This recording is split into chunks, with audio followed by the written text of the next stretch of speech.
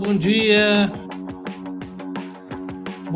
a todos, bom dia a todas, bom dia Gerson Siqueira, aqui Haroldo Mendes, da agência A Palavra. Comigo, Gerson Siqueira, jornalista e escritor. Sejam todos bem-vindos ao podcast Além da Manchete.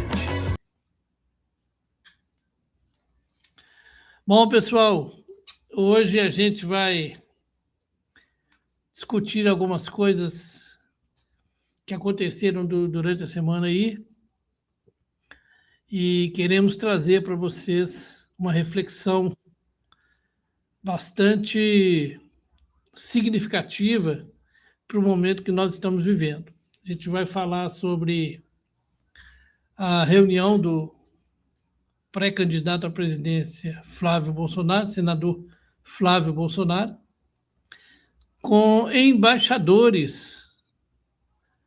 Agora, parece que foi no dia 22 agora, né? Com embaixadores, onde ele fez uma segunda edição do que o pai fez em 2022, colocando em dúvida aí a autenticidade e a segurança das urnas eletrônicas. Queremos falar também sobre o avanço de Lula nas pesquisas eleitorais, né?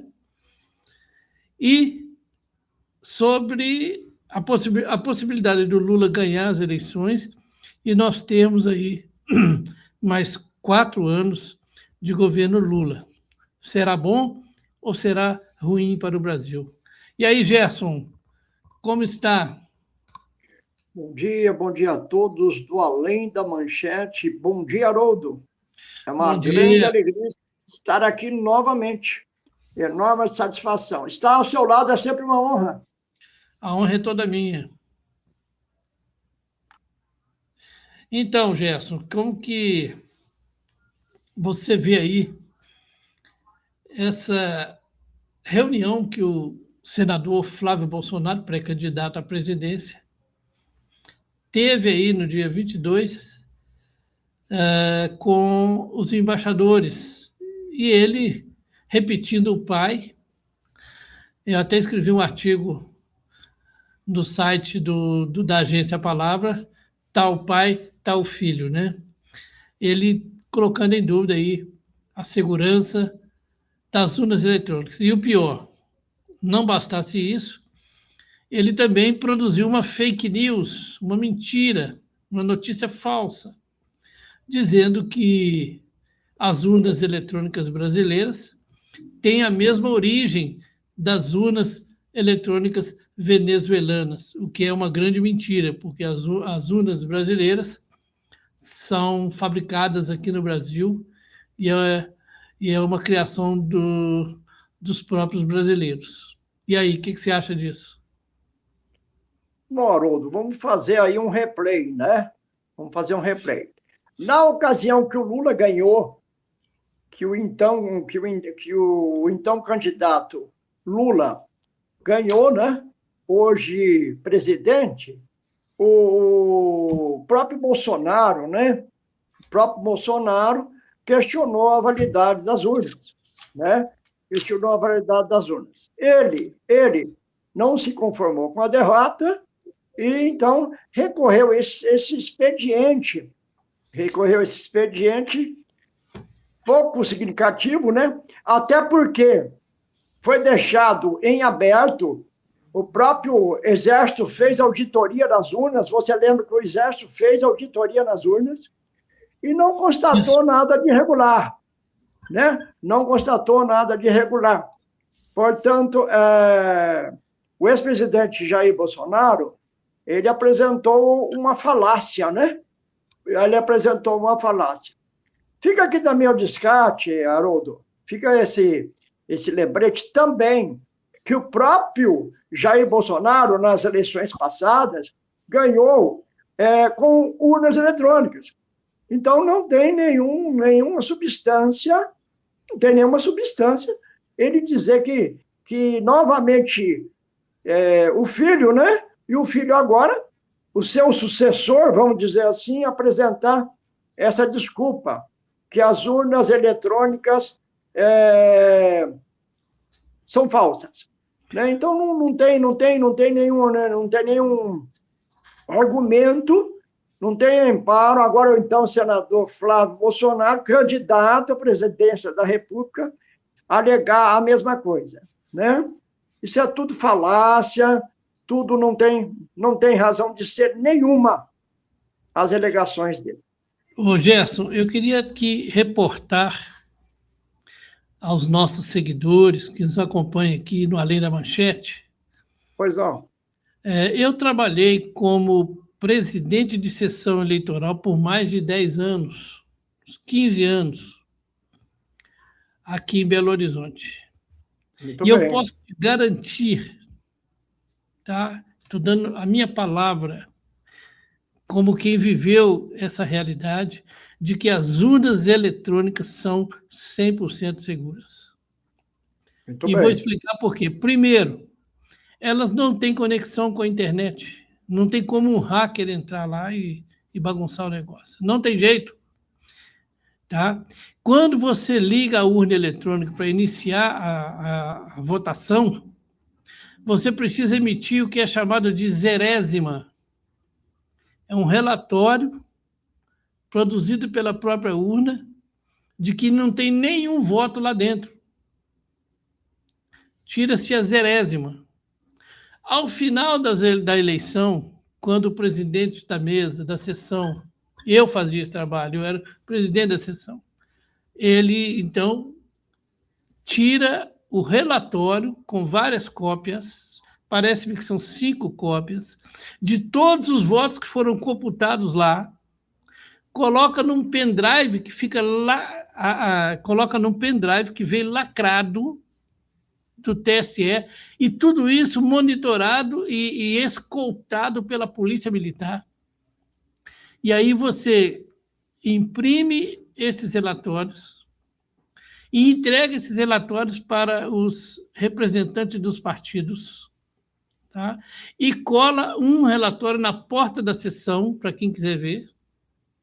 Esse pendrive, nesse pendrive é gravado todos os votos, e ele é lacrado novamente, e depois você pega todo o relatório da eleição, coloca tudo dentro de uma pasta, e ele vai para uma pasta lacrada e vai para a escolta da Polícia Militar, que leva para o TSE, para o Tribunal, para o TRE, né? Tribunal Regional Eleitoral.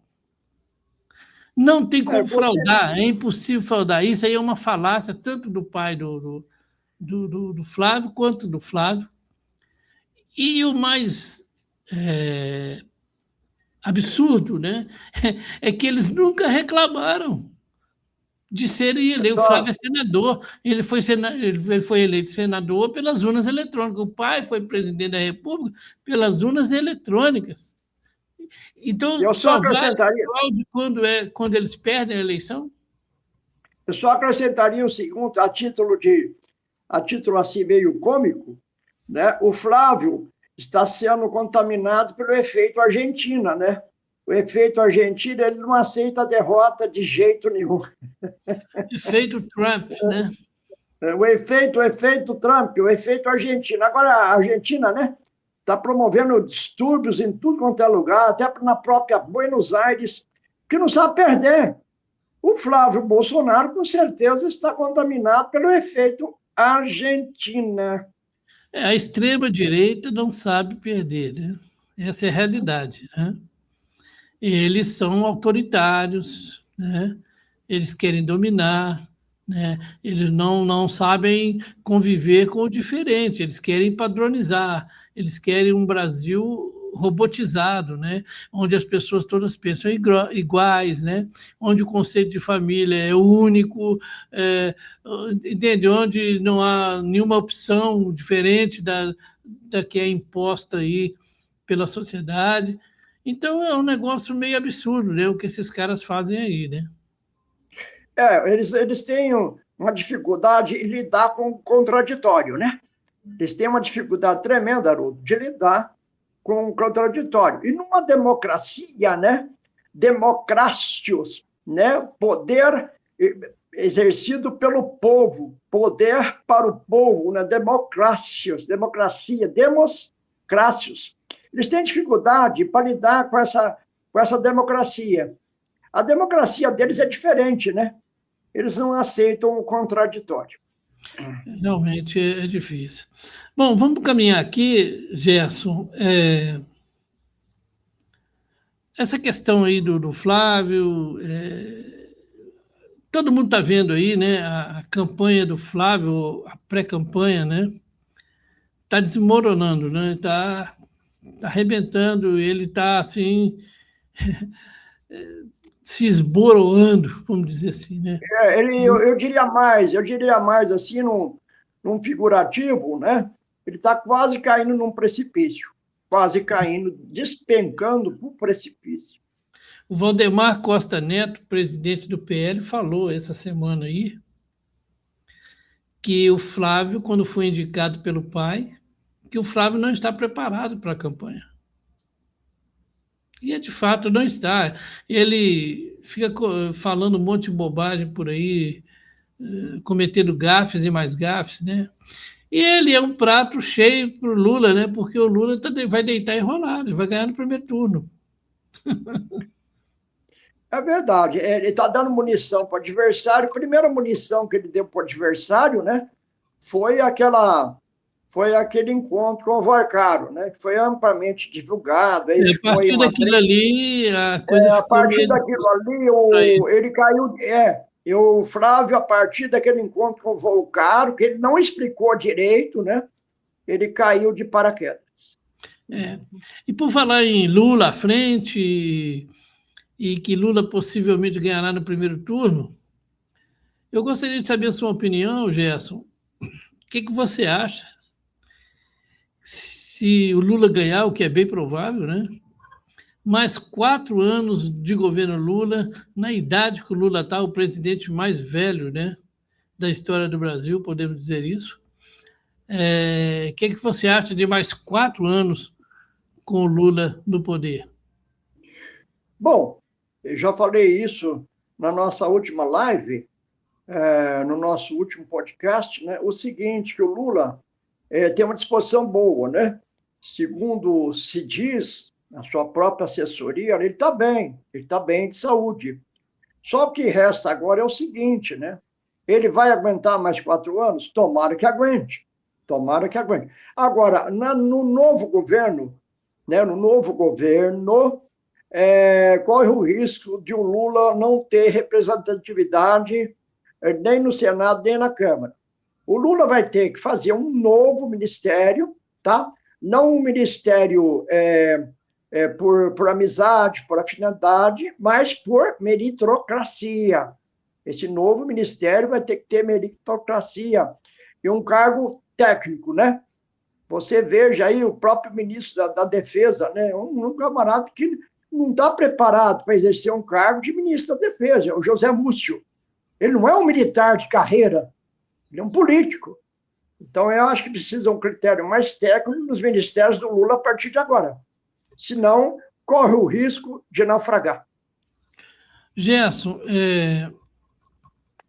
nós temos uma dificuldade aí, eu estou percebendo isso, né? E acredito que não seja só eu, né?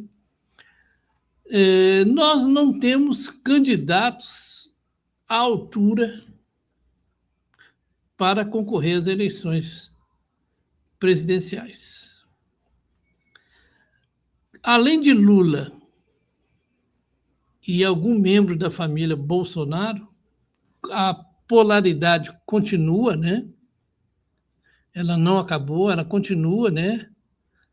Esse maniqueísmo político, né? Essa luta do bem contra o mal, né? Os bolsonaristas gostam muito disso, né? Nós somos o bem e o resto é o mal, a esquerda é o mal, a esquerda é diabólica, né? Esse discurso maniqueísta é que não há, na verdade, um candidato para a esquerda e nem para a direita. Seria ali o Tarcísio de Freitas, né? Muito mais expressivo do que Flávio Bolsonaro, mas o pai quis alguém da família, porque, na verdade, a família Bolsonaro só tem interesse neles próprios, né? O único interesse deles são eles próprios. Eles enriqueceram na política. Ninguém nunca trabalhou. É só política. Eles vivem da política, a família inteira, entendeu? E agora, com essa polarização continua, e a esquerda não tem candidato, e a direita também não. Então, eu fico pensando aí, será que nós vamos ter mais 4 anos de governo Lula? Eu também acho temerário isso, tá? Não só pela idade dele, mas pelo desgaste político, institucional. Ele está desgastado, ninguém aguenta mais. E olha que eu não sou bolsonarista, tá? De forma alguma, muito pelo contrário.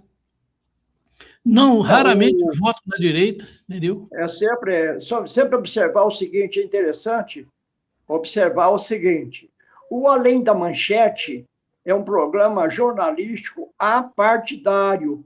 Nós não temos preferência por nenhum partido. É o jornalismo profissional. Nós temos que comentar de uma forma racional. Para aquele que nos assiste, é preciso ressaltar que nós não temos nenhuma visão partidária aqui. O Além da Manchete não foi criado para defender esse ou outro candidato. Isso mesmo, Gerson. Nosso objetivo aqui no Além da Manchete é justamente esse, né? Mostrar os dois lados, que é um princípio básico do jornalismo profissional, né? E colocar as coisas como elas são, mostrar os fatos, né? Então, nós não queremos aqui levantar bandeira de A ou B, de nenhum partido, tá? De nenhuma tendência, mas mostrar os fatos, que muitas vezes passa despercebido da sociedade, que é envolvida por imposições ideológicas, e muitas vezes as pessoas não raciocinam, não pensam e acabam indo de qualquer jeito, né? É muito comum em época de eleição, principalmente quando se aproxima as eleições, as pessoas não terem ainda o seu candidato e são induzidas a votar, né? Daí a proibição da boca de urna, justamente por causa disso, né? Então, o nosso objetivo aqui no Além da Manchete, quando estamos tratando de política, porque a gente não vai tratar só de política aqui nesse podcast nosso, nós vamos tratar de outras coisas também, né, Gerson? O projeto é para ampliar mais, mas enquanto estiver tratando de política, nós queremos trazer clareza, trazer esclarecimentos para os nossos seguidores, tá? Isso que é o mais importante. Sempre lembrar o seguinte, as lacrações vão começar.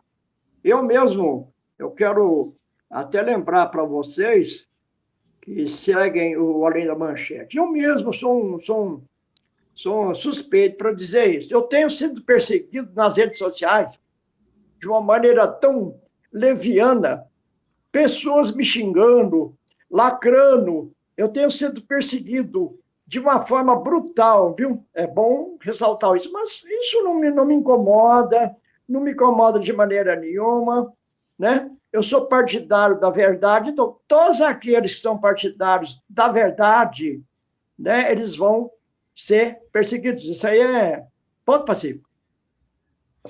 E é verdade, porque quando você começa a falar a verdade, quando você começa a colocar os fatos como eles são, muita gente não gosta.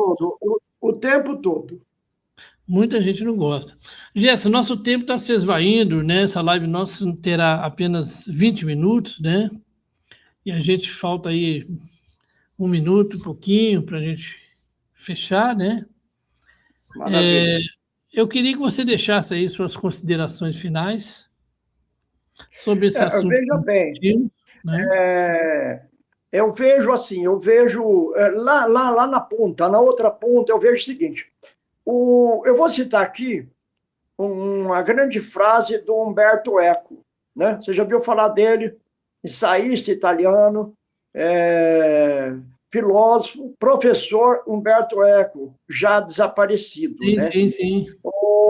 Ele diz: a internet criou idiotas, né, de primeira, segunda e categoria, que ficam lacrando e postando as deles. A gente vê hoje na internet pessoas totalmente despreparadas para ficar dando opinião, né? Ouve no boteco, no vizinho, no cabeleireiro, e vem postar coisa na internet sem nenhum embasamento, sem nada técnico, sem nenhum dado.